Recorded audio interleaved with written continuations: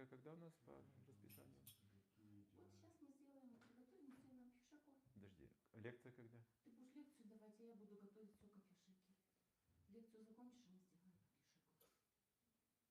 То есть вы будете одновременно с лекцией тут все ходить, и да. шуметь, и греметь, да? И греметь не будем. Лекция должна быть лекцией. Да? И греметь не будем.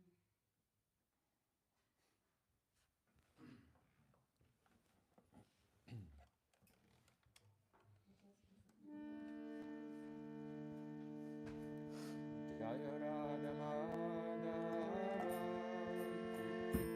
Kunja Vihari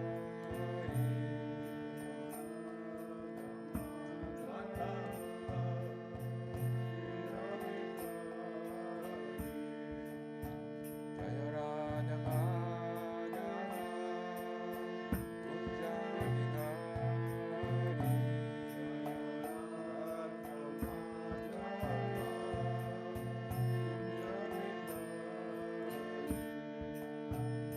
Jana la la la Yedi Varadhari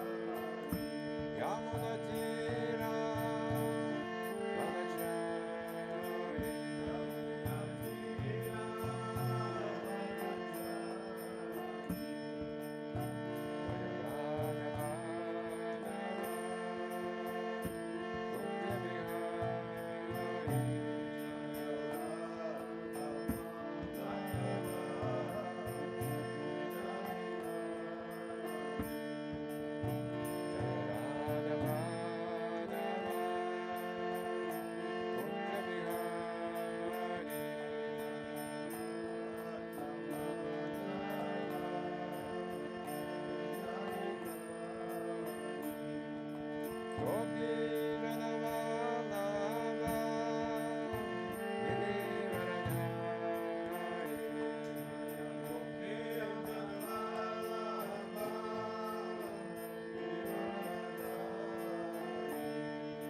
Gopi Jana la la Yedi Varadhari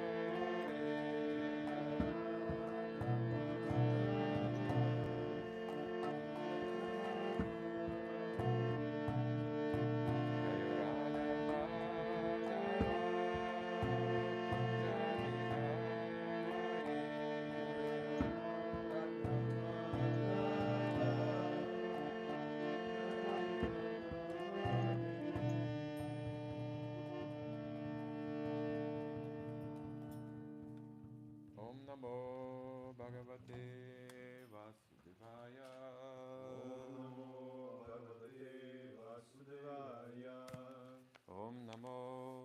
Bhagavate Vasudevaya.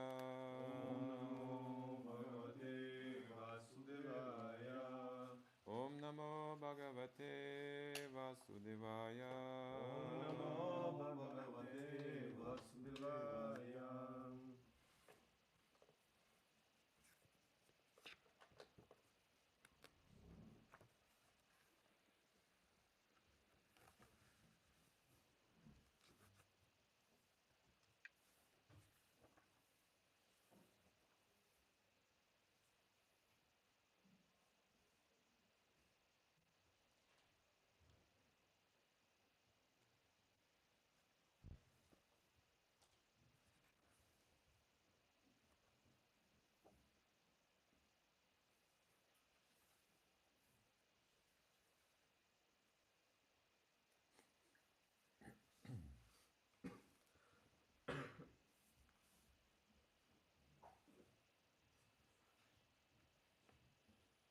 А там будет слышно, Гурчаник, а на кухне будет слышно то, что мы говорим?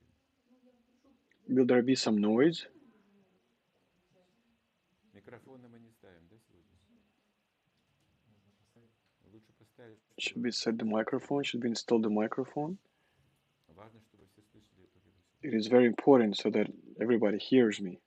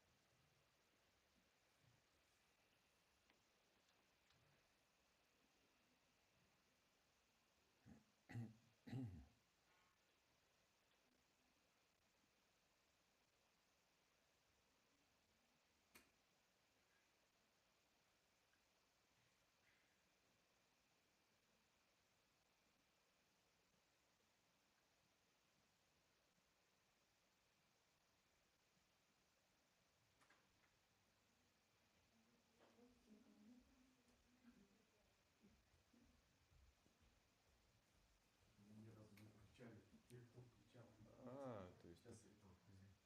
Ну, тогда не нужно время тратить. Нет. So I think we should not waste time.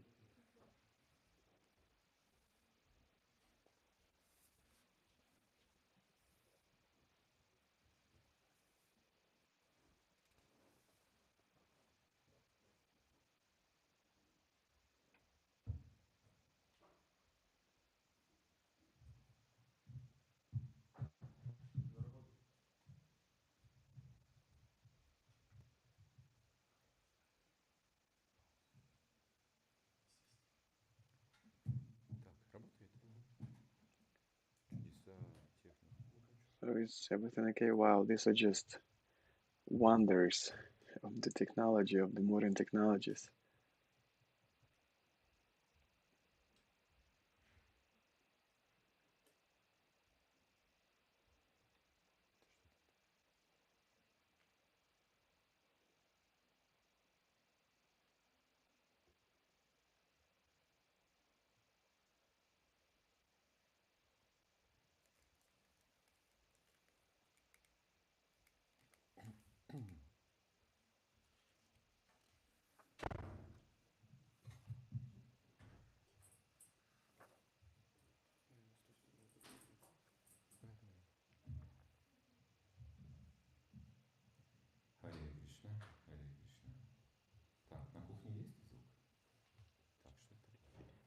there's sounds in the kitchen. Есть звук на кухне? Там включайте тоже. So everything is okay. There is sound that we need.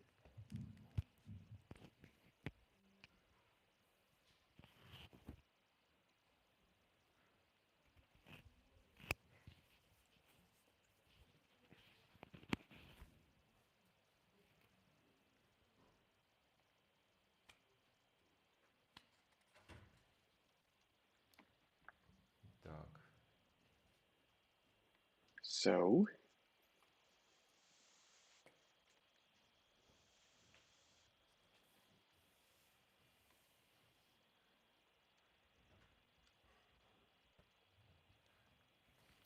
Om Agyanatimirandesya Gyanajunashalakaya Chakshurmiritam Yena Tasmai Shri Gurave Namaha Shri Chaitanya Manodishtam Staptam Yena Bhutale Swayam Padama Yamudadati Svapadantika Vanchakalato Yescha Kripa Sindhu Vajarpatitanam Pavadini Vaishnava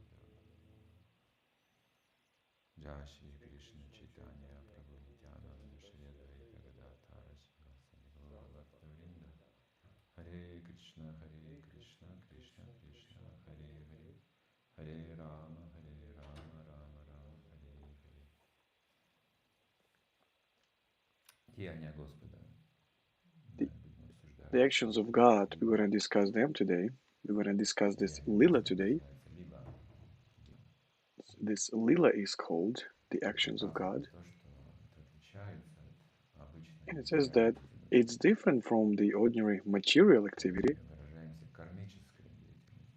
because we manifest ourselves by karmic activity.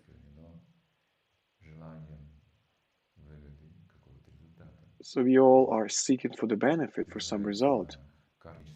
So that's why it's called karmic activity. And people acting in this consciousness, they're called karmis. In general, of course, they can be divided into several categories. So there are different types: yogis, karmis, jnanis.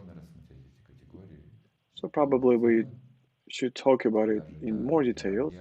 But generally, even for the jnanis or yogis, the karmic mentality is really what makes sense. So they act because they have some desires. There are some road karmis that work just for the glory, for the propriety, for having something. They do not actually pay attention to any philosophy because they have this lust for the fruits of their activity. They're very engaged in this kind of activities. So in their understanding, you just have to work as hard as you can and everything will come. Whatever you want, it will come into your life. You just have to work. That's what they think. So they're very attached. So that's why they're called karmis. Just for the sensual,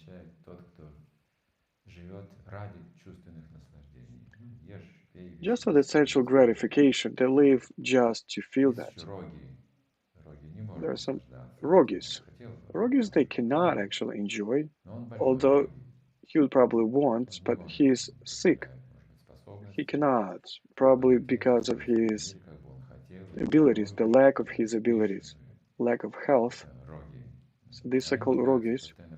So they need in the constant help. So this karmic world, it transfers eventually to the bhogi, and then bhogi transforms eventually to rogi. So people are working just for the sensual gratification. So this is the sense of life. So they become bhogi. They cannot even work just for the sake of other people. So they can do whatever they need to get the senses gratification. And eventually they become rogis. So Guru karma is surrounding them, some circumstances that they cannot overcome, some unhappiness, to put it simple. So these are karmis. But bhogis and rogis, they're not civilized. It's an uncivilized lifestyle. So karma is the beginning of civilization. When people are doing something not just for the senses gratification, but for something else.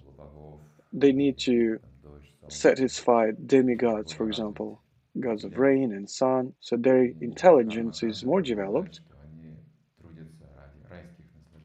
and they work just for the heavenly sensual gratification, more elevated in this case. But anyway, each karmi is getting frustrated in his activity. So karmi, bhogi, rogi, and then you get this disappointment. And then he starts thinking, so what is the way the life is actually working? What is the way it's functioning? I've done so much in my life. I've spent so much time resolving all these problems, but there are more and more problems. So what is this kind of world? So that's when you develop to the study of Jnani. Jnani are actually disappointed karmis.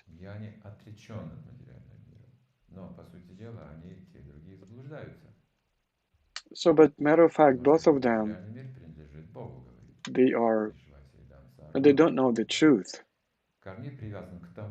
So karmi is attached to something that does not belong to him. Jnani is not attached to something that also does not belong to him.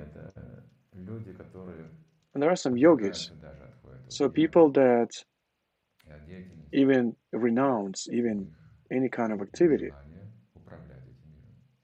So they have a desire to control this world with the help of special siddhas. So they are even more elevated. So they have a desire to control and enjoy this world. And only bhaktas, they do not have any attachments or renouncements or desire to control this world and people. So when people get to this high level of activity beyond all kinds of these categories, activities, this is called lila, just to satisfy the Supreme Personality of God. There are no material desires. There's only the consciousness that everything belongs to God. It happens naturally, automatically. And Krishna gets us into this lila where the transcendental happiness is coming into the play and love. And in the spiritual world, this lila is happening continuously. It never stops. In the material world, sometimes it is manifested, sometimes it's not. Whether Krishna is coming down on his avatar, so that's how we get in touch with his lilas.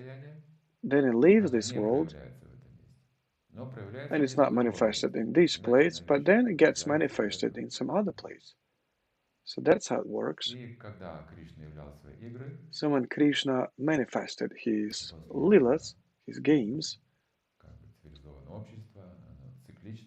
so these are civilized societies, actually cyclic. And just to enter these lilas, we have to recall of the lilas.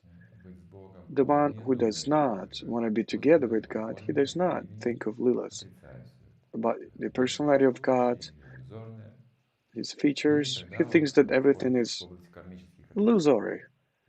So that's how he enters this karmic activity, just to control and enjoy.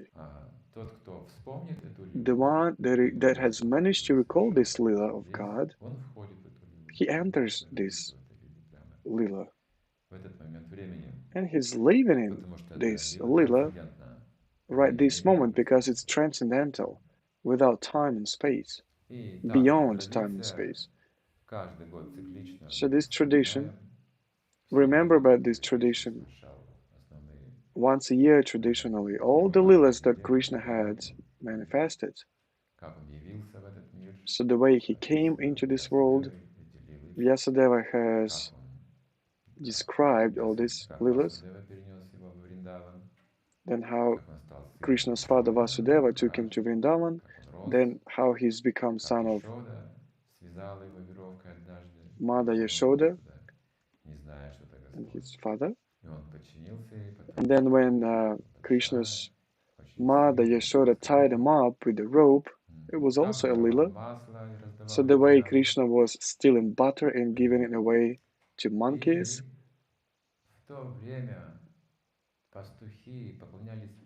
And that time, all the cowherds, they were worshipping Indra in Vrindavan. It was natural. It was natural for the farmers because everything depended on the rain, on the amount of rains. So of course they were worshipping Indra, and annually they were conducting a huge yagya, a big ceremony. All the dwellers of Vrindavan, they got together. The Govardhan Hill, they surrounded.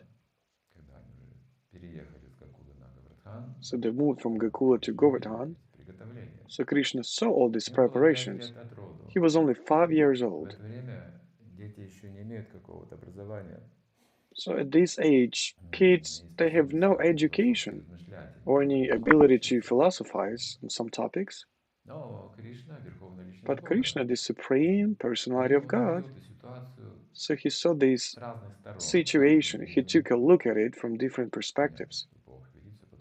Of course, God sees everything differently.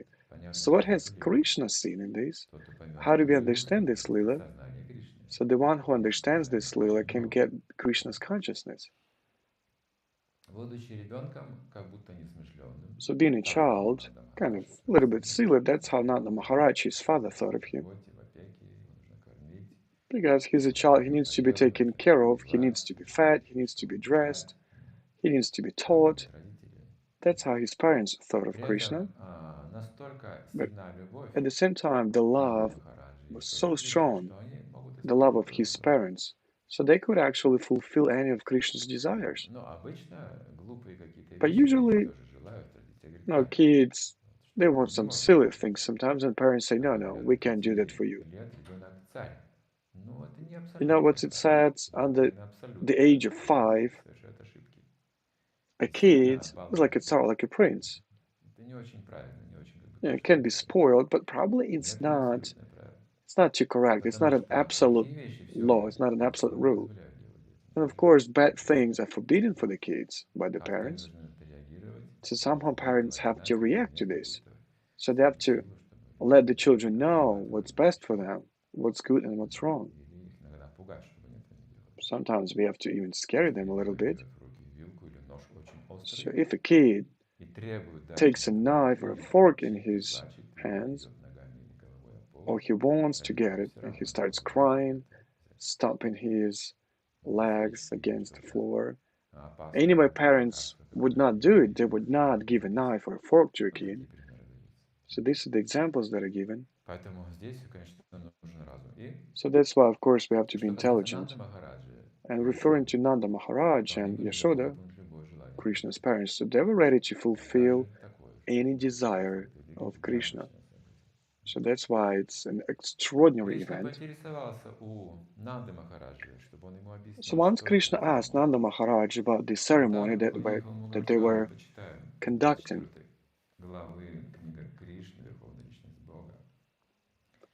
so the book Krishna, the Supreme Personality of God, and the chapter 25, it's called Lord Krishna Lives Govardhana Hill. So people that were interested only in the Vedic sacrifices, Krishna and Balarama saw that cowherds they were preparing for one of these sacrifices just to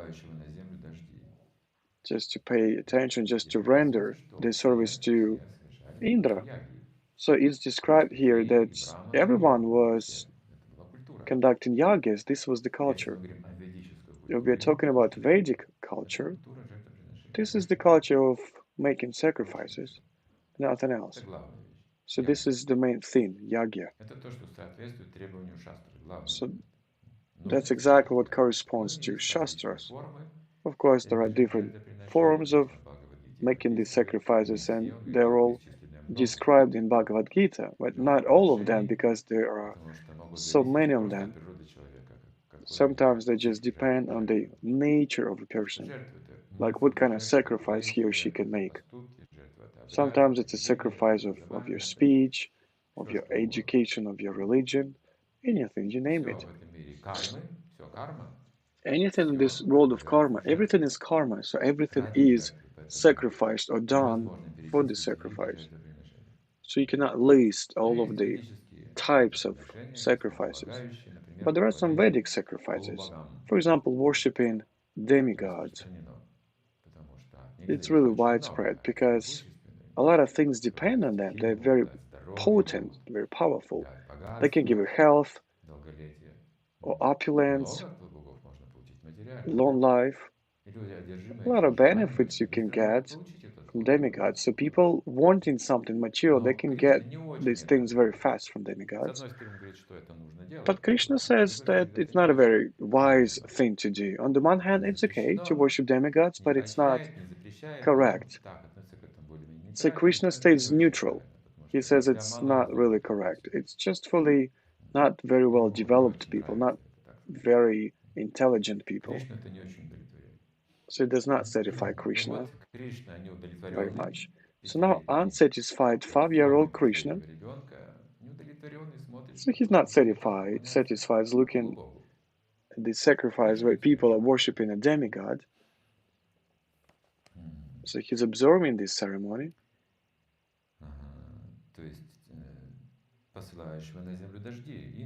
So Indra is sending rains to the earth, just as it said in Chaitanya Charitamrita. Devotees of Krishna, they believe that if you are in a Krishna's consciousness, the transcendental devotional service to God, you get free of all other duties, responsibilities. If you really devote yourself, if you really become Krishna's devotee. And the devotees say that I'm tired of the family. I just want to be free. I just want to worship Krishna. Okay, that's a question. Do you have higher responsibilities, more elevated responsibilities than your family?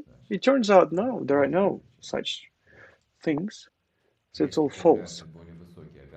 If you have some more elevated responsibilities, this process happens naturally. It's like when you transfer from the first year of education to the second one in school. So it happens naturally together with the development of your consciousness. So the person has already devoted himself to serving Krishna. He gets rid of all these responsibilities to worship demigods, his ancestors. It's not needed anymore. If he hadn't dedicated himself, then he become kshatriya. In Vedic culture, it is prescribed to worship demigods, to kshatriyas. So Yudhishthira, he was worshipping the god of sun.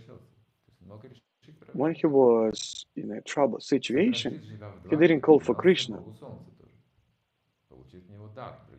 So there was another person living in Dwarka, he was worshipping the god of sun as well. So kshatriyas, they are worshipping demigods. They do some hunting as well. So they have to be able to kill animals. It's prescribed for them. And Brahmas, they also do different types of yagyas. And they have to understand what these yagyas are meant for, just to satisfy Krishna or Vishnu. So Brahmins also have to remember about that. So pure devotee doesn't have to follow to all the Vedic ceremonies or worship one of the demigods. It is considered that the one that is already devoted to Krishna, he has already committed all the ceremonies of worshiping to demigods. So worshiping demigods, they do not open the access to the devoted servant to Krishna. And if you devote yourself to Krishna, it means that you've already accomplished all the prescriptions of Vedas. In our age, it's not impossible to worship demigods on the necessary level. Well, probably there are some separate examples in India where people on a separate level can still worship demigods. To communicate with demigods, it's not just a common thing. In Vedic times, there was a normal thing, it was a common thing to do that. There's an example in Srimad Bhagavatam. So worshiping Indra was a common thing, worshiping the god of sun. So people were conscious of this level. They had an experience in communicating with demigods, and it was accessible for the people in a mode of goodness. In a mode of goodness, people worship demigods. In a mode of passion, it's not acceptable, not accessible, I'm sorry. Mode of passion of ignorance or ignorance. So there were a lot of examples in Mahabharata when demigods, they used to come down to earth for some people, just like the Empress Kunti. Even though being a very young girl, she got into a very troubled situation. So she got a blessing or a curse. It depends on from what hand you look at it. It can be described in both ways. So she was servant to Dramasa Muni in a kingdom. So Kunti's father was Kunti Bhoja. He was an emperor. So this emperor has once visited Durvasa, who was a very potent person. So the person that gets angry very easily. And he gives his blessings very easily as well. So he was not really balanced. So he's balanced, but this is his nature. So the emperor Kunti Bhoja, he was really afraid because the curse of such a sage can actually destroy the whole kingdom. So how can I give my daughter to serve such a sage? She's not even of a full age so far.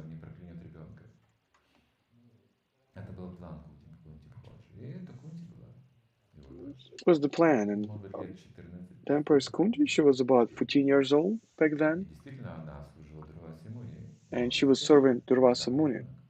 She was serving him perfectly, not as a child. Durvasa was very surprised by her attention and ability to understand his wishes and desires. So he was perfect in serving. And it's described what deeds and activities he did while he was living in the kingdom. But Kunti, she did everything perfect. She was always ready whenever he came, and in the end, he was so admired of her. So he said, "Wish for whatever you want, any gift that you want." A very potent Brahman gives Kunti his blessings. She was a child, and she said, "No, I don't need anything." Then Durvasa said, "Well, just a child, probably you just don't understand whom you're talking to. Probably you don't even realize how happy and glad you have to be. So I'm giving you my gift. So this is a mantra. Memorize it. Just pronounce this mantra. Think of the God, of a definite God, and you can call up for him. And he can appear right in front of you. And he can fulfill any of your material desires." And then he left after that. So still no one knows, was it a curse or a blessing? On the one hand, it's both, because as a result of these blessings, the Pandavas came down to earth, the children of the demigods, the Indra, Shina Kumaras, and the Yamaraj, Маharaj, отец Юдхиштиры, father of Yudhishthira, Ваю, это отец Бхимасены, Vayu, the father of Indra, отец Bhimasena, Арджуны, Indra is the father of Кумара, Arjuna, это Сахадева, Пандавы, Бхимас, Kumara is... как дети полубогов. So you see, all these Pandavas, they were children of demigods. Но, с другой стороны, But on the other hand, Кунти, когда ушел Дурваса Муни, when совершил ошибку. Durvasa had left, she has made a mistake. On the one hand, well, it's okay for a young girl, for a child to make mistakes, but this was a very serious mistake. Just out of curiosity, she wanted to check how this mantra works. So she pronounced this mantra.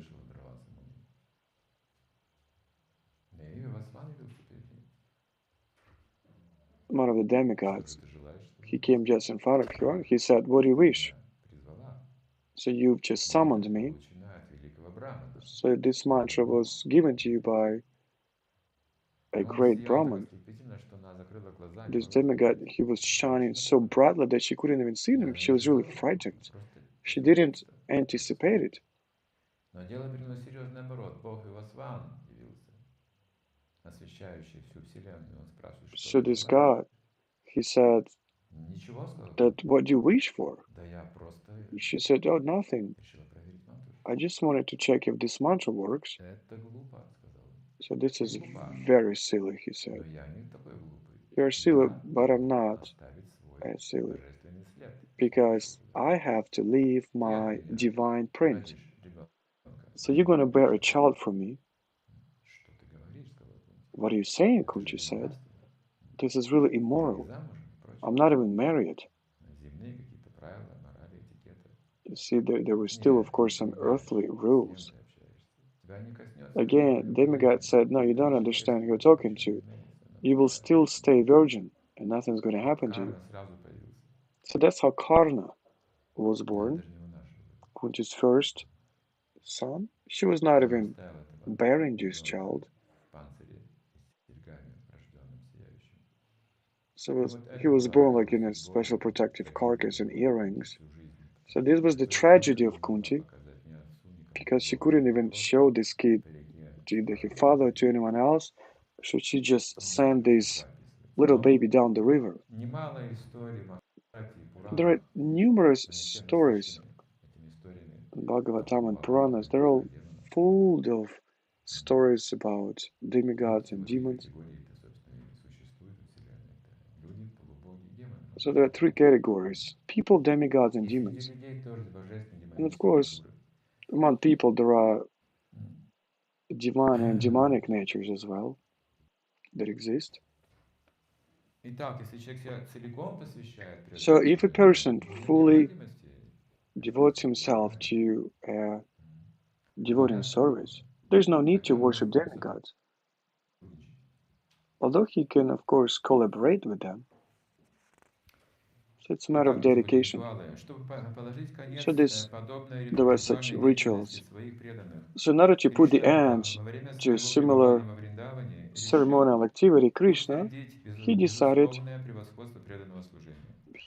to show what the real devoted service is. So being a Supreme Personality of God, he knew that cowherds making sacrifices to Indra, well, but as a child, he humbly started asking what was going on from the adults, from the elders. So see, Krishna didn't want karma was working in Vrindavan. So Vrindavan is still like that. People are still worshipping the Govardhana Hill that was installed like 5,000 years ago. So the time hasn't destroyed it yet. Matter of fact, it's an eternal tradition. The Govardhan Hill is more potent, more powerful than Indra. It's an amazing lila, just an ordinary hill. But in Krishna's lilas, it becomes more important than the king of the sky, Indra. So it will be proved here that worshipping Govardhan Hill is more reasonable. So Krishna asked his father. So that's how the dialogue started. So, dear father, isn't it true that a great sacrifice is being prepared? What are you expecting from it, and whom are you doing it for? How is it conducted? Tell me about it. I really want to know how this sacrificial ceremony will take place. So please tell me about it. Having heard answers of Krishna, Nanda Maharaj didn't say anything. He thought that his little son is not able to understand all the subtleties of this yagya. But Krishna insisted, Dear father, the ones who are pure in their hearts, they do not hide anything from the others. They do not divide animals from good people, pious people. The heart is always open for everyone. But even a person that is not so much elevated, he should not hide anything from the members of his family or his friends, even though he should not discover his secrets for the enemies. So Krishna is saying here the situations when you should or you should not open the secrets. He says that there should be no secrets. So Krishna should be talked about to everyone. But if there's your separate life, like your own life, it's a secret, but it should not be a secret for the members of your family. You should not hide it. Only to the enemies should you not discover your secrets. So that's why Krishna says you should not hide anything from me. In this world, all the people are engulfed in karmic activity. Someone understands what it leads to and how it works, but some people, they have no idea how it works. They don't know what fruits they will get as a result of their activity. He says that people do not even understand what's going to happen as a result of the activity. People do not know what they're doing these sacrifices for. So if you're acting without any goal, you will get something that you do not know of. So what's the purpose of making this sacrifice? Is it happening according to the Vedic prescriptions, or is it just a tradition? Please tell me in detail about this sacrifice. So he's demanding. He's asking his father that if you do not know yourself how it's working, it's not going to work out. So you have to know what you want to get. That's why you have to tell me how it's working.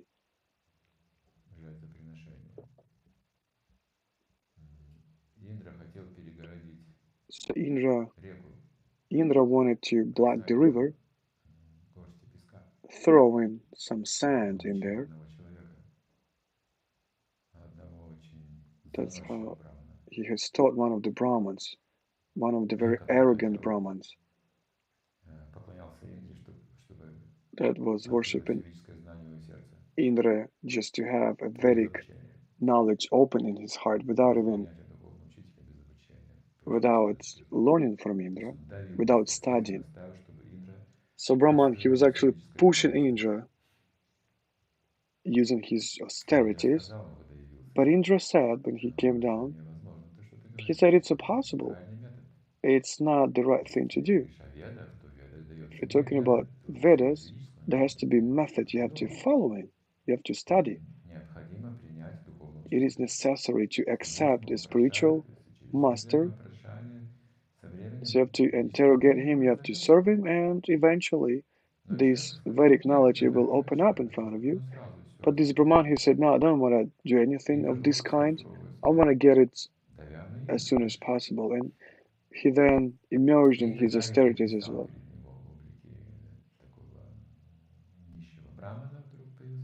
So then Indra came down as a very poor Brahman in a boat, and he sent a little bit of sand. He went to the middle of the river and he started putting some sand into this river, like full palms of river. And then that Brahman came out there and said, "What are you doing?" And that Indra, in the form of the Brahman, he said, "Do not interrupt me. I want to block this river." He started laughing. So then that Brahman, he started laughing. Like, what are you doing? It's impossible to block the river with just your hands. But Indra said, you will see.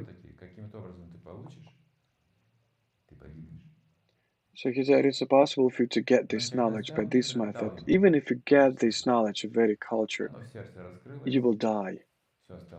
So Indra has given this knowledge. So everything has opened up in front of this Brahman, all the mystical powers of the Veda knowledge.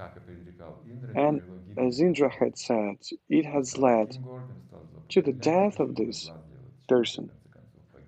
So he's gotten very egoistic and eventually he died.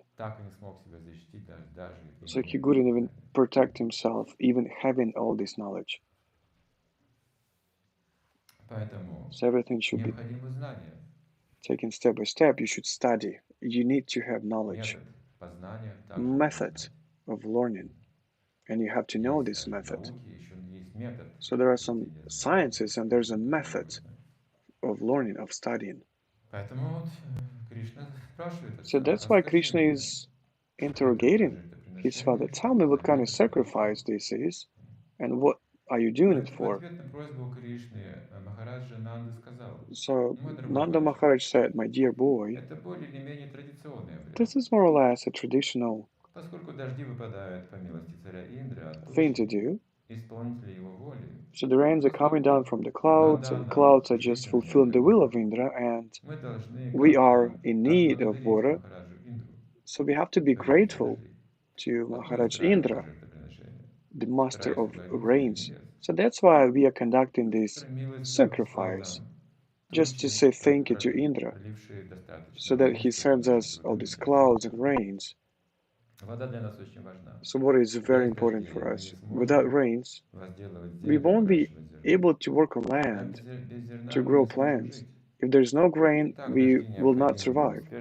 That's why we'll need rains to successfully conduct all our ceremonies, and eventually it will lead us to our liberation.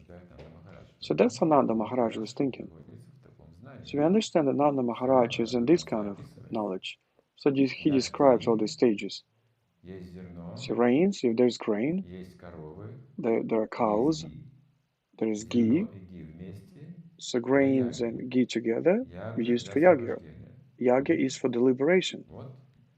So that's how it works. And it all started from rains. So Nanda Maharaj knew all these things perfectly. It wasn't just a blind ceremonial ritual.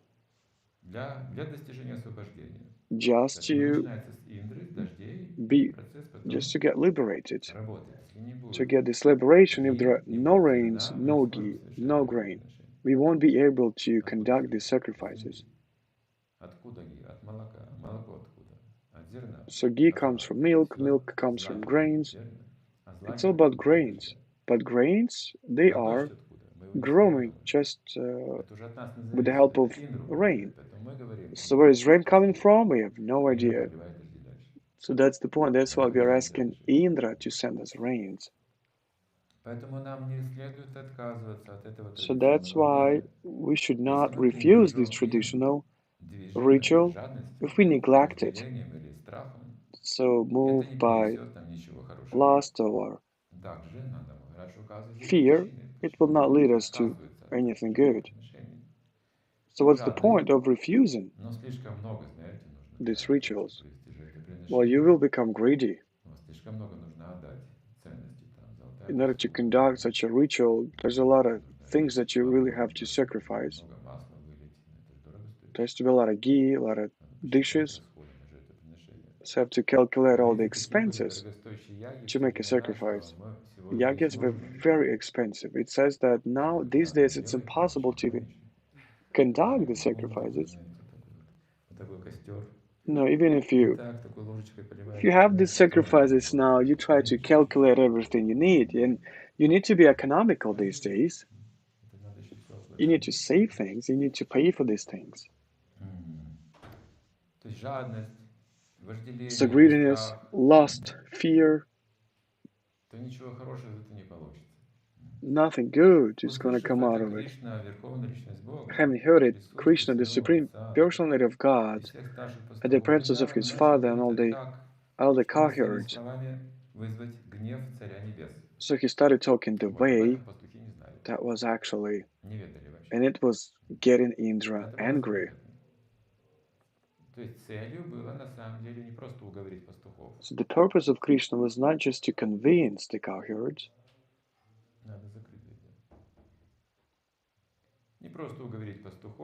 It's not just convincing them. So most probably it wasn't that hard. The real purpose was to get Indra angry. I'm sorry. And then we'll understand why Krishna had done that. Why Krishna is making someone angry. Sometimes we also get angry, even in Krishna's consciousness. Well, it's like we have to control it, but sometimes we can't. You see, Krishna can stimulate it this way. So Krishna suggested refusing these sacrifices for the sake of Indra. But Indra, he's already used to getting all these sacrifices, to receiving all of them. It's not only from Nanda Maharaj, but from all the cowherds of that time. Worshipping Indra was very widespread. So he's the king of sky. He's the main demigod. He was very proud of this position. And now Krishna says things that Indra cannot hear without getting angry. Доказывая его ненужность, Кришна привел два довода. Прежде всего, как сказано в Бхагавад-гите, So Krishna substantiated two of his points. It doesn't matter. There's no point in worshiping demigods just for the material things, because they will not last for long. Secondly, even these temporary fruits a person gets just with the permission of the Supreme Personality of Godhead. In Bhagavad Gita it says, so those things that people are awaiting to get from demigods are actually granted by the God himself. So it's all kind of hidden by the demigods. So why do we even call up for the demigods if everything is given by the God himself? So there's one serious thing that we need to think about. Krishna does not fulfill material desires. It's a poison to a soul. It does not benefit a soul in any way. But a demigod, Shiva, he has fulfilled Vrikasura's desire. Have you ever heard Krishna's fulfilling any of these desires? So this demon, he was going through really insane austerities. So he was talking to Shiva. So give me the capability. When I touch someone's head, this head would just split into two parts. What if you ask Krishna about this? What's going to happen? So we just chant mantra and asking Krishna for such a thing. It's not going to work out. You will lose the taste for chanting. You will become atheists. If you insist of material desires, you will become atheists. But if you call up for demigods, yeah, just like Shiva said, yes, you've gone through so many austerities. Here you have it. So that's why not very intelligent people, they call up for demigods. So Krishna does not fulfill these desires. Demigods do, but all the sanctions are given by Krishna. Krishna says that it's all useless. But this material desires, sense of revenge and fairness, you just have to devote yourself to me.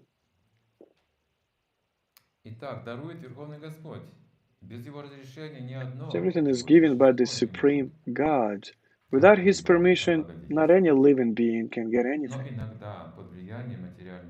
But sometimes, under the influence of material energy, demigods, they start being too proud of themselves, by the power, by the potency. They think that they are the only rulers, and they forget about the supremacy of the Supreme God, Supreme Personality of God. People with low intelligence, they do not see it. That's why they worship demigods. Although in ancient Greek civilization, people knew about it. They knew that demigods sometimes they also can be envious. They have their own intrigues. The world of demigods is also very complicated. They also have this lust, just like any person has, greediness and enviness. Sometimes they also have some conflicts. But silly people, they do not see it. So demigods, they're not free themselves. They're not liberated from the influence of matter. In Srimad Bhagavatam, it says that in these keys, Krishna was purposefully making Indra angry. So Krishna came to earth just to kill all the demons and protect devotees.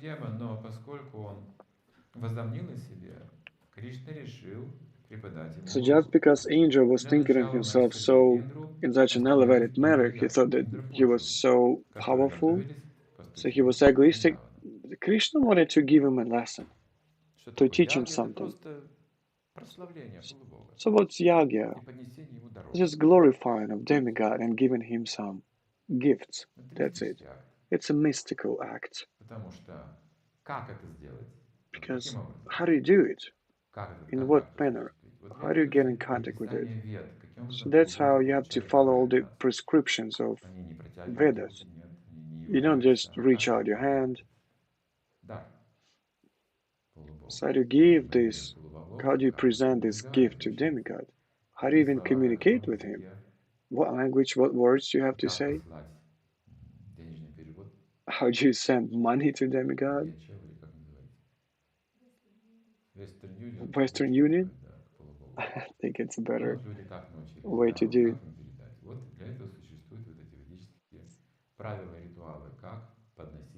So that's why in Vedas it is all described of how to render all these gifts. So in order to fulfill his purpose, Krishna started talking as being an atheist. So these are the beginnings of his arguments. That's the whole philosophy. It's very convincing. So let's read it just a little bit and you will see. This will convince us while we are reading. Even though we are devotees, this will influence us. So the supporters of this philosophy, they do not understand the supremacy of the Supreme Personality of God. They think that if you work hard, you will get the desired result.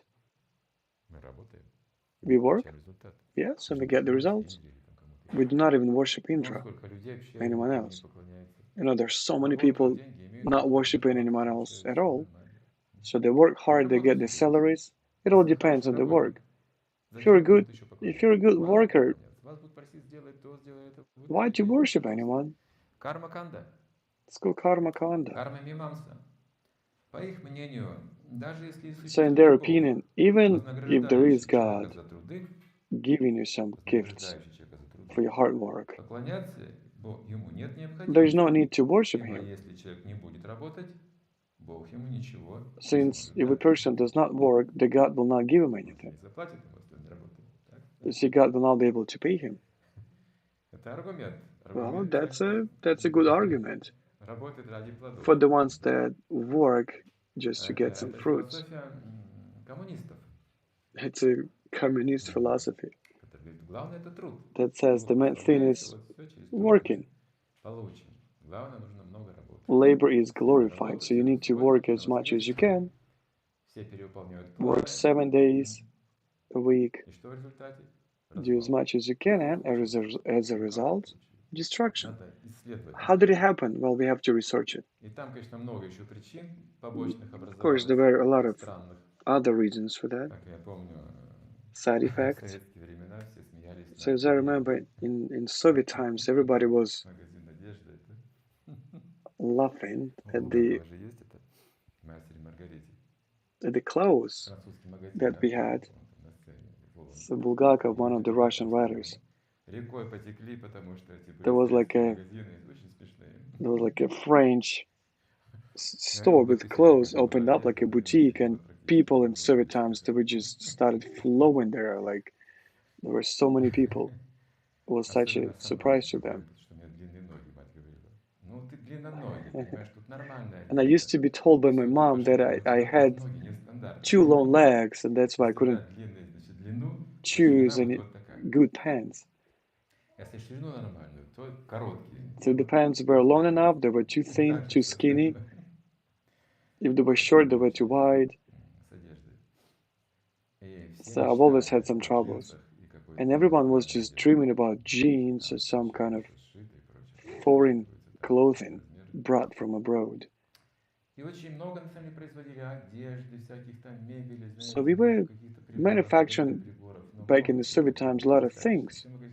All the devotees and clothes, all the stores were filled with everything, but everything had a poor quality. It was really bad. But then in several years, they realized why people wanted to have Italian shoes or boots, but not the Soviet ones. And also there were some special saloons for the newlyweds with some foreign stuff taken from abroad.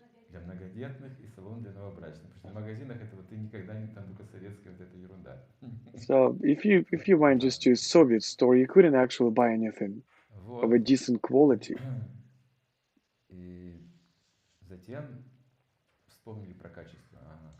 And then the manufacturers, they've actually recalled, they've realized, they've come to the realization that quality is need to be sought for.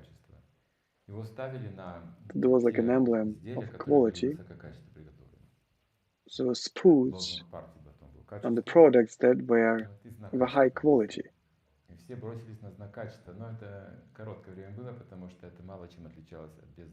So then everyone started buying things only with this emblem, and then they've come to a realization that it was almost the same. So then we're talking about karma vimamsa. So we're doing many things that no one actually needs. As a result, really, it's needed by anyone, not needed by anyone. So instead of worshipping demigods, gods, these people say that it's better for you to just work. And yes, eventually you will achieve everything you're after.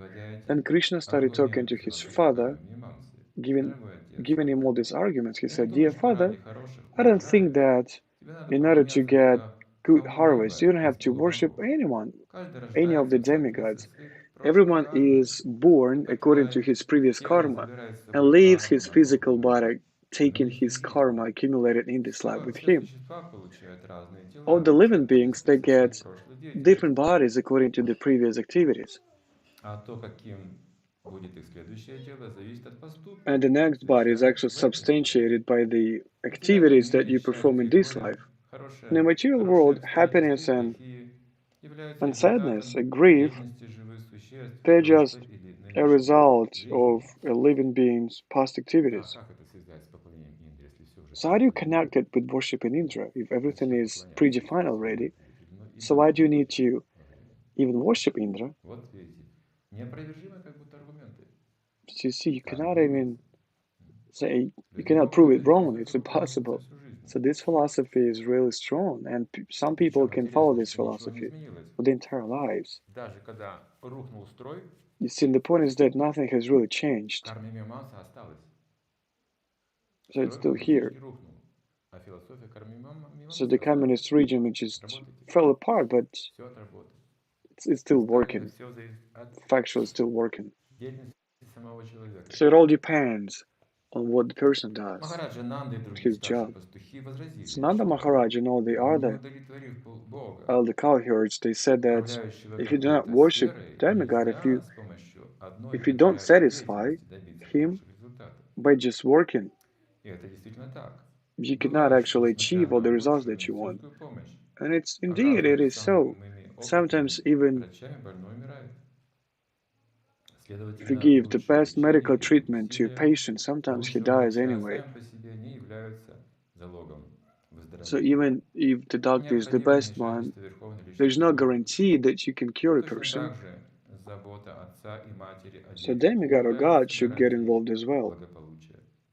Случается, что несмотря на And заботу also родителей о sometimes it детях, happens that even parents, they заболевают take или care of their умирают. children. Sometimes children Итак, get sick and die. материальных причин еще недостаточно для получения Hence, желаемых результатов. the material reasons not enough Необходимо to get material прозрение Верховной results. Личности Бога.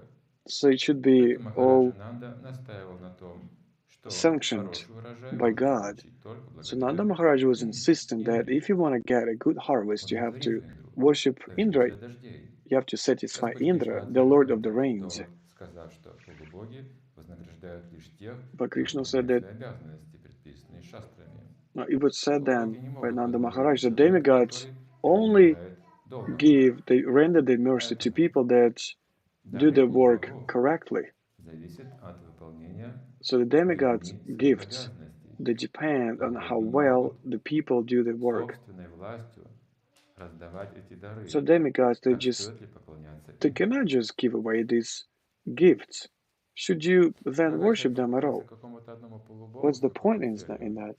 это тоже So when a очень person узкое мышление. worships one demigod, Тогда нужно having some понимать special something in his пантеон mind, целиком.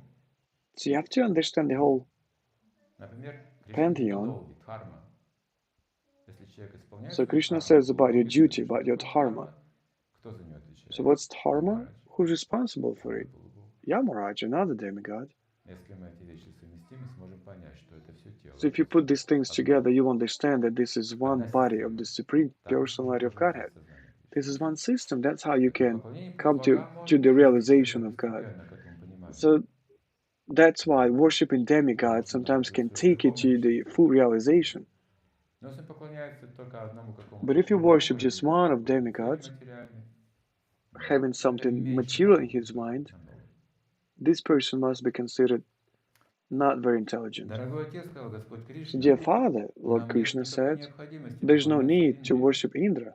Каждый получает плоды собственной Everyone деятельности. gets the fruits of Я his вижу, own что все activity. живые существа, будь то люди или All the полубоги, living beings, действуют people, согласно своей demigods, природе и they получают act according to their соответствующий nature результат. and they get Все what they рождаются deserve. в телах, Everyone is относящихся к высшим или низшим формам жизни. born in И a body in a low form of life or the higher и form of наживают life. врагов, заводят дружбу So they have или enemies, they have находятся в friends, нейтральных отношениях but с they're другими neutral in только relationships with потому, other что living beings занимаются различной деятельностью. just because they render some Нужно activity. старательно выполнять обязанности, So you have to предписанные fulfill your нам в duties соответствии с нашей природой, according to your и не nature отвлекаться на поклонение and do not полубогам. get distracted to worshiping Видите, как demigods. сложно найти высшие силы. You see И how из-за деятельности, в hard которой it is мы to делаем, find these high нам forces кажется, что все зависит от just моей because you're деятельности so или от чьих-то involved in doing your В этой activities. иллюзии очень сложно преодолеть эту So майю. it's a very strong illusion and Где-то it's really hard случится, to но overcome иногда this это matter. случается. Sometimes it happens. Человек здоров, A person успешный, is healthy, successful, все у него хорошо, и вдруг everything's случается good, and then, случайно, well, out of nowhere, something несчастный случай. happens, something negative Человек happens to him. задумывается, у него же разум есть. And А then как это this случилось? person starts thinking, well, he's Это intelligent, right? произошло How did it happen? Am I на insane? какой-то момент. Это на какой-то момент. Потом снова погружаемся в деятельность и снова измеряем, кто сколько сделал, кто не And then сделал. we За, again, против, опять we get ourselves карма, deeper into карма, this карма. activity and we start Бывает, что comparing всегда ourselves есть to other высшие people. силы. We always have to remember that there are always higher forces. So we can act on this karma until there is some karma. If there's no karma left, we can't continue living. This way or another, we just have to leave this place.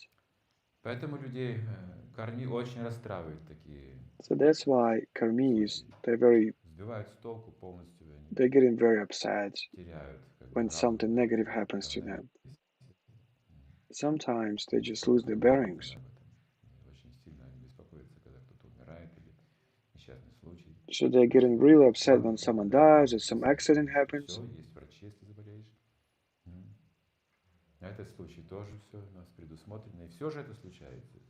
But anyway, it happens to any one of us. So demigods will be satisfied when we just work, when we just be responsible of our duties, and person cannot be happy without fulfilling his duty. The ones who are not fulfilling their duties, so they can be compared to a cheating wife.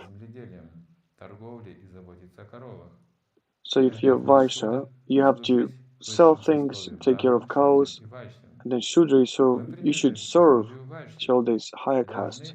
So we are Vaishyas, that's why we have to work on our land, we have to sell food products and take care of cows, or give someone money. So how does he know so many things? Nanda Maharaj is getting so much surprised. Such a clever boy. So how does Krishna know all these things? He knows all varnas and dharma. So he said, you just work and get your things. You don't have to worship Indra. Then Krishna continued. So there are three gunas of material nature. The mode of goodness, passion, and ignorance. See, there's one more argument. Gunas, so not going to confuse every one of them. So these three gunas are the reasons for the creation, sustenance, and destruction. So clouds, they emerge under the influence of the guna of passion. This guna, it triggers rain. So after the rain, land gives us some fruits. So what does Indra have to do with it? Even if you do not satisfy Indra, nothing's bad is going to happen. We do not get anything from him. Even if you presume that he exists, he pours water into the ocean, and he pours water into the ocean and on the land, regardless if we are worshipping him or we're not. We don't need to go to any other place. In cities, there are so many gorgeous castles, but we're satisfied with living in the forest in Vrindavan. So we just have to praise this Govardhan Hill and this forest. So I'm asking you, Father, organize this sacrifice for the Govardhan Hills and for the forest, for Vrindavan, instead of rendering it or offering to Indra. So Krishna is telling here what you have to do. Before this, he had said the things that you don't have to do. You don't have to worship any of the demigods, you just have to work hard. And there are some gunas. So demigods, they're also conditioned. So they're just the instruments of these gunas. And what we depend on directly, so Govardhan Hill, and Brahmins and sages that know the truth. So having listened to Krishna, Nanda Maharaj said, okay, if you're asking, we'll organize a special sacrifice for the Brahmins.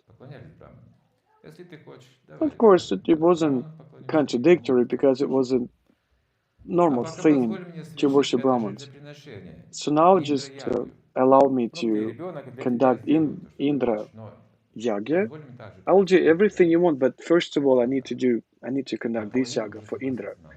So you see, Nanda Maharaj, he was already convinced, almost convinced. But then Krishna said, Krishna didn't like it. He didn't want to split it like 50-50.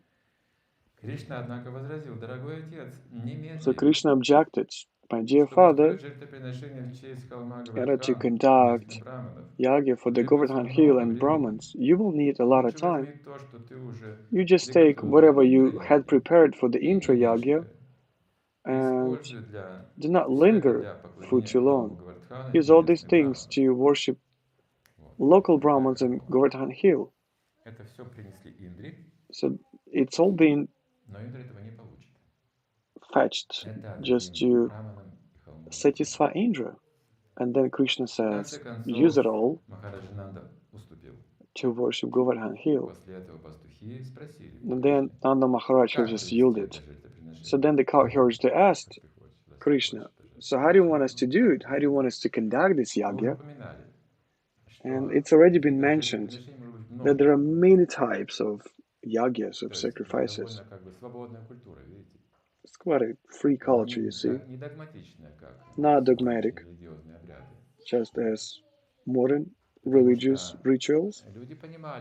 Because people, they understood the nature, that according to the nature, it could take different forms of yagya. And also here Krishna, he looked at it according to his own nature. It was all authoritative, so that's why these cowherds, they were asking him, like, what was the way he was seeing it.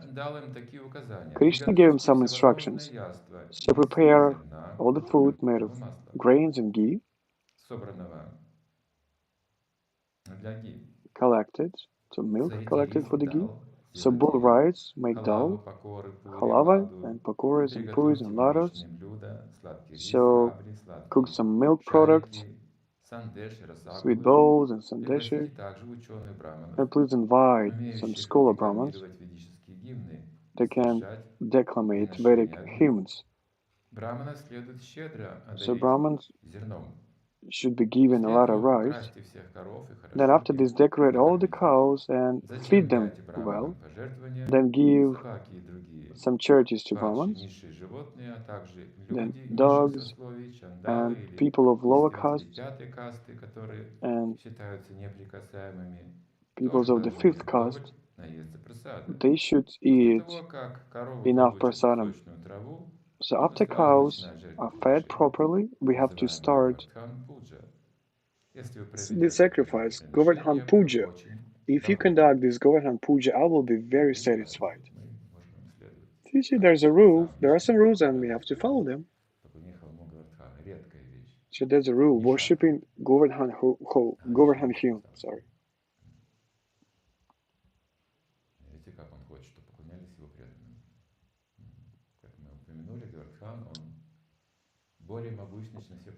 So we've already mentioned that Govardhan Hill is even more potent than all the demigods.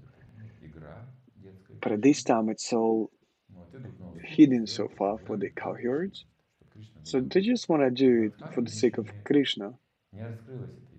But the Govardhan secret hasn't opened yet for them. They still do not realize what they're about to do.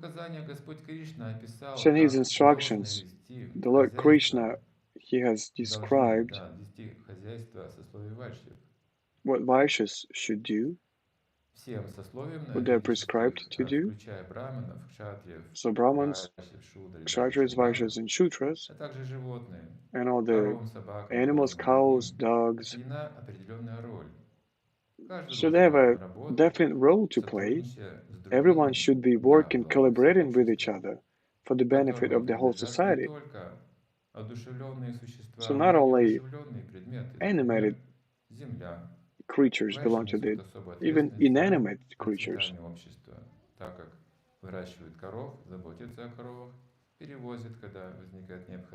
So there are many different things. And everything should be taken care with regard to the financial activity as well. So this is the duty of Vaishyas. They have to take care of money, the finances. So Krishna is setting some principles for them, principles of a devoted service. So they can conduct yagis for the Supreme Personality of Godhead, not being afraid of stopping worshipping demigods. In our case, not being afraid of the government. Now Vaishyas are very afraid of the government because the government is controlling them by taxes. Of course, people are afraid. They're trying to hide their incomes. Of course, they're using their intelligence of how to avoid paying taxes. That's why they're afraid of the government. Devoted service should be beyond these circumstances.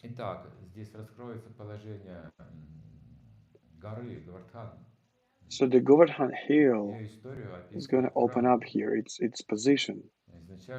And this story was initially in Himalayas, actually. So this mountain was in Himalayas, among of the sages. So he was visiting the emperor of the mountains.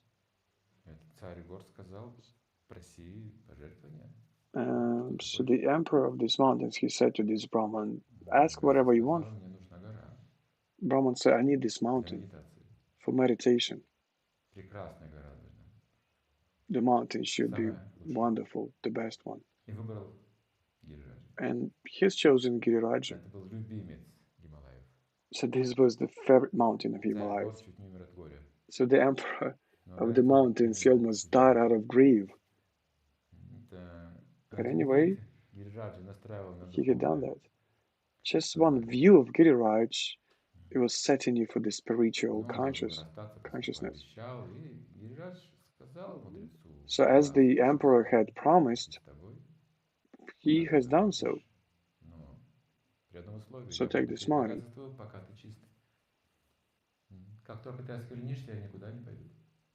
So for as long as you are pure, I'll be traveling with you, Govardhana Hill said. So they were flying in the air. Back then, mountains could fly.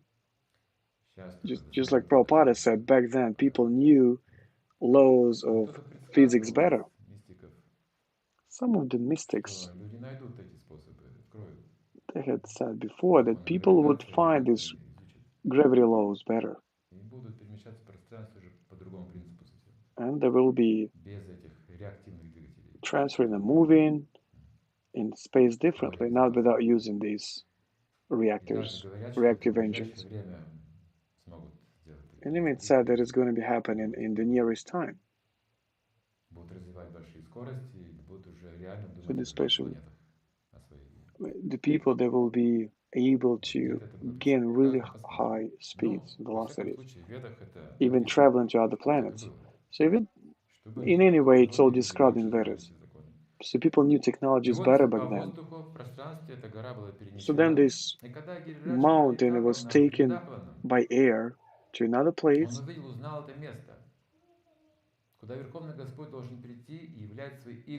And then Giriraj, flying in the air, he has spotted this place and he has realized that he knows this place. So he,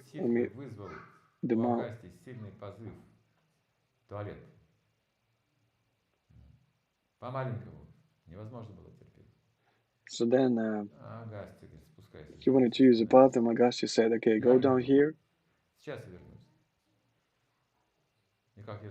So he said, I'll be right back. And as I've heard from Vrindavan, the sage, he could not stop. He was peeing for several hours. And then Govardhan said, no, not come and view any further, because you were peeing for too long. I'm not going any farther with you. And then Agastya, he has understood everything. Ah, so you've done it. You're not just not near mountain. So now I will deceive you the sage said, I will deceive you as well, but every year you will be going down into the earth just by like kind of half of an inch. So that's why this mountain is in Vrindavan, even though no one understands how this Govardhan Hill turned out to be there from the material point of view.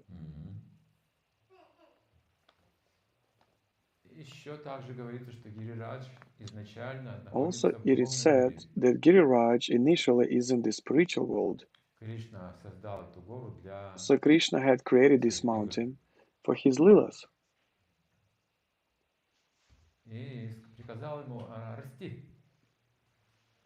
And he demanded this hill to grow.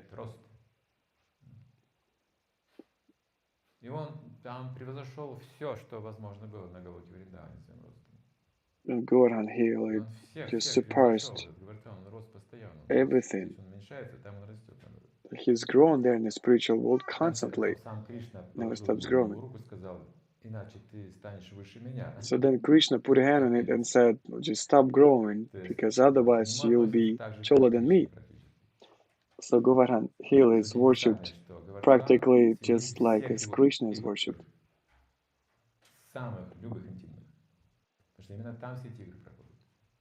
So all the Leelas are taking place there, next to the Govardhan Hill. Govardhan Hill knows everything that is taking place related to Krishna. So where is Krishna now? He's at the Govardhan Hill. Everything's taking place there, at the Govardhan Hill. Why? Because there are all the conditions. Some ponds and grasses and fruits and berries. It has everything. There are some amazing caves that you can have some rest in, communicate with other people. There are some crystal mirrors in there, in the caves. So it's almost impossible to describe all these landscapes. Radha and Krishna meet each other constantly. There's a lot of juicy grass for the cows. So Govardhan is like a soul of Vrindavan. So Krishna says, worship Govardhan Hill.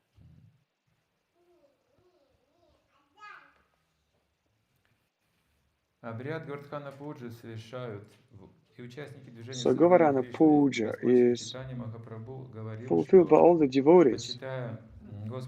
And it said that by worshipping Krishna, we also have to worship his land, Vrindavan and Govardhan Hill. And Krishna said that conducting Govardhan Puja is the same as worshipping himself. And still people annually organize sacrifices for the Govardhan Hill. It's called Annakuta. So during this ceremony, in all the temples in Vrindavan and beyond them, a lot of food is prepared that is being given away to people. Sometimes food is just thrown onto the people, and people just get it off the land happily. It means that this food does not get contaminated even if it falls on the ground. So that's why people pick it up from the ground and eat it with a great satisfaction. Govardhan fulfills desires of devotees. It's said that it really fulfills all the desires of devotees. You can make sure of it if you already visited Govardhan, you've done some parikrama, circumambulation of the hill. So if you have some desires, every time you ask Giriraj of anything, your wishes come true. A lot of people, they just want to worship Govardhan, having this experience. So we also have Giriraj here on our altar. All Brahmins, they want to worship it, because by worshipping Giriraj, you can obtain rasa. So this is a special gift by Giriraj. He can give us tears of love for Krishna. Can Indra give us such a gift? Or any of the demigods? No. There's no such rasa. They don't have this kind of communication with Krishna, just as the Govardhan Hill has. So Indra, being so proud of himself, he did not come to a realization that Krishna was the Supreme Personality of Godhead. He could also understand that he was deprived of this worshipping. He was not rendered of the sacrifices. And Krishna has done all of this just to liberate Indra as well, because he's a devotee anyway, so this was kind of his lesson. So that's why Krishna started this conversation with Nanda Maharaj, saying that it's useless to worship Indra, but it's more important to worship Govardhan Hill. It hasn't just been manifested yet, but you will understand what it is soon. And then Krishna, he will actually have a form of Govardhan Hill as well, to accept all these sacrifices. So together with Govardhan, Krishna was eating all these offerings. Everyone was happy and everyone had just forgotten about Indra. You see, it has worked. It didn't just happen temporarily. Everyone had just forgotten about Indra at all. After such miracles that Krishna had manifested, and after that, of course, Indra just couldn't take it. He was really offended. So Shri Krishna, the Supreme Personality of Godhead, just to give a lesson to Indra that was too proud of himself, so he said to cowherds to conduct Govardhan Puja instead of worshipping Indra. So cowherds, headed by Nanda Maharaj, they did everything as Krishna said. So they've conducted the ritual of worshipping Govardhan Hill, they circumambulated it, and still, during Govardhan Puja, dwellers of Vrindavan, dressed up very nice, they get together at the Govardhan Hill to conduct this ritual and circumambulate this hill together with the cows. And no one's worshipping Indra anymore. So Krishna has done it once and forever. Following the instructions of Lord Krishna, cowherds and Nanda Maharaj, they have called all the Brahmins to declaim Vedic mantras and to worship Govardhan Hill. And the dwellers of Vrindavan, they gave food to the cows, and they started circumambulating Govardhan Hill. And all the people, they just started singing songs about the activities of Krishna. So all the cowherds, they were blessed by Brahmins. And then when everything was just ready, Krishna just grew up to the sky. And in this divine form, he has said that I am the Govardhan Hill. He just wanted to convince his devotees that Govardhan Hill is not different from himself. Then Krishna started eating all the food that had been prepared. Understanding that Govardhan Hill and Krishna are the same, is still in the minds of devotees. So that's why great devotees, they take stones out of the Govardhan Hill and they worship them. So all the members of the Krishna's consciousness movement, we can also take these stones and take them back home and worship these. It's the same as worshiping deities. So Krishna, in the form of Govardhan Hill, he started eating all this food, but Krishna himself, together with the other dwellers of Vrindavan, he worshipped this deity and also the Govardhan Hill, rendering his bows. He said, "Look how big this Govardhan Hill is."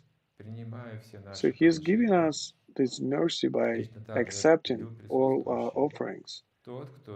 He has also said, for the present people, the ones who do not worship Govardhan Hill, as I'm doing right now, you will never be happy. So Govardhan have a lot of snakes, and they will be biting you, killing you, if you do not worship Govardhan Hill.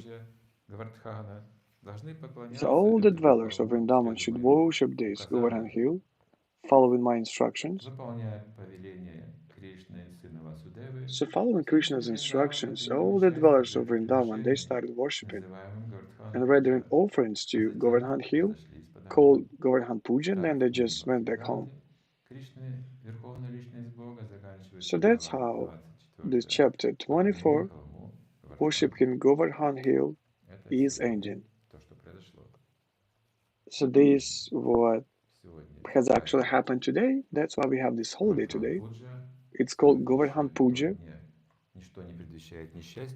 So far everything's okay. Indra does not send any torrential rains to us.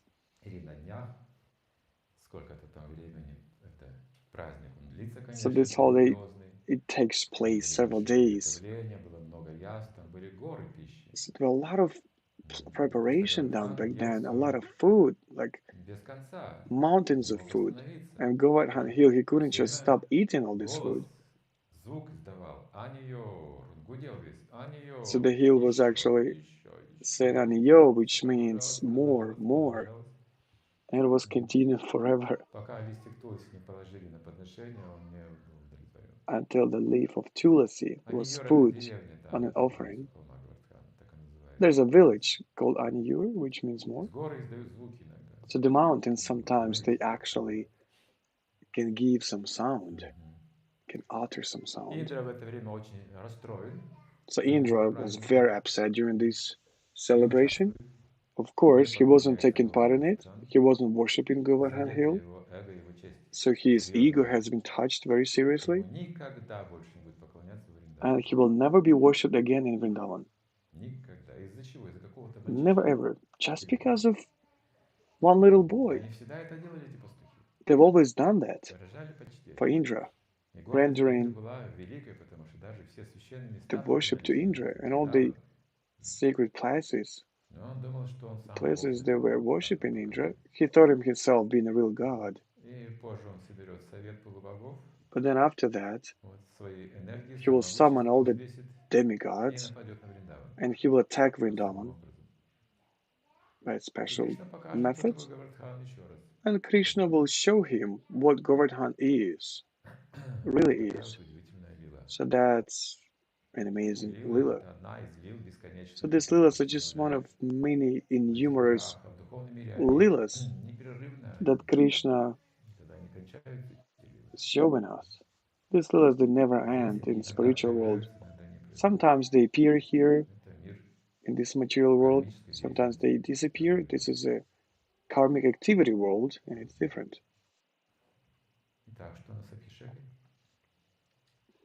So what's up with the Abhisheka?